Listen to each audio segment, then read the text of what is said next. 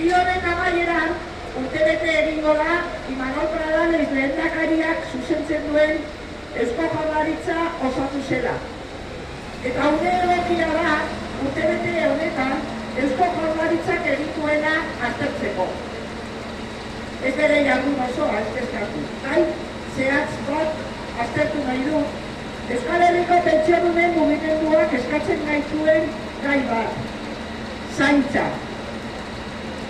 Cuando se va a cumplir un año de la Constitución del Gobierno Vasco dirigido por el lehendakari Imanol Pradales, ya ha parecido el momento oportuno para valorar lo que ha hecho, o mejor dicho, lo que no ha hecho este Gobierno Vasco en un tema que es de gran importancia para el movimiento de pensionistas de Euskal Herria, los cuidados. Y la conclusión es clara. Los cuidados no son un tema prioritario para este Gobierno vasco. No está en su agenda. No son prioridad porque este año el Gobierno vasco no ha tomado ninguna medida en relación al sistema de cuidados. Un año sin hacer nada con un sistema que no responde a las necesidades de las personas que necesitan cuidados. En el programa de gobierno hay un compromiso, son 154. Impulsar el nuevo modelo de cuidados a través de un pacto de país por los cuidados. Y en este compromiso se habla, por ejemplo, de promover modelos que avancen desde la corresponsabilidad en el reparto más equitativo de las tareas domésticas y del cuidado entre mujeres y hombres, fomentando para ello la intervención profesionalizada. Pero no han hecho nada, está escrito muy bien, sin más. Porque si nos fijamos en el cuidado en casa, una intervención profesionalizada sería impulsar el servicio de ayuda a domicilio. Y nos dirán que es una competencia municipal. Sí, así es. Pero es responsabilidad del Gobierno vasco garantizar un servicio de características similares en toda la comunidad autónoma vasca. Eusko Jaurlaritzak egin beharko luke etxez etxeko zerbitzuaren araudi orokorra. Gaur egun, udal eta eskualde ezberdinen artean dauden ezberdinkeriak ezabatzeko. Eta herritar guztiek etxez etxeko zerbitzua baldintza eta prestazio berdinekin jaso ahal izateko. Egin behar duen bezala, adinekoentzako egoitzen araudia.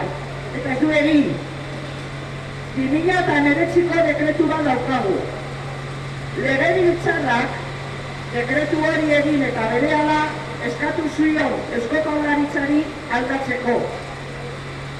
2023an hasi zuen aldatzeko prozesua, baina ez zuen amaitu.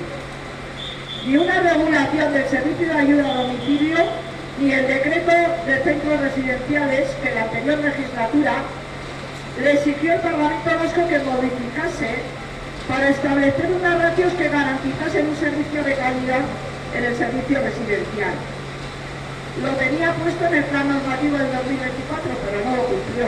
El papel lo aguanta todo. Lo ha vuelto a poner en el plan normativo de 2025, pero hasta ahora no ha hecho nada y dudo mucho de que vaya a hacerlo. Eta bi gauza horiek, ez dituzte egungo zaintza sistemaren aldaketa handiak ondorioztatuko. Gobernu batek arduraz jokatzen badu egin beharrekoak dira. Baina hitz egiten dugunean zaintza sistema publiko, unibertsal eta kalitatezkoak behar dugula, sakoneko aldaketez ari gara. Necesitamos un cambio de calado del actual sistema de cuidados. Y este gobierno vasco no tiene ninguna intención de avanzar hacia un sistema de cuidados público, universal y de calidad. Eta horren aurrean, badakigu zer egin behar dugun. Ez bagara mobilizatzen, Eusko Jaurlaritzak ez du inolako urratzik emango. Greba feminista orokorra egin genuen, eta zaintzaren gaia agenda politikoan sartzea lortu genuen.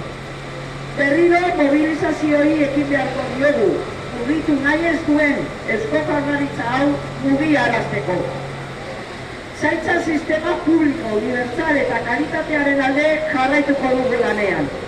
Eta indarrak batu beharko ditugu, greba feminista orokorrean egin genuen bezala, zaintza sistema eraldatzeko. Eusko Jaurlaritza, bete zure ardura.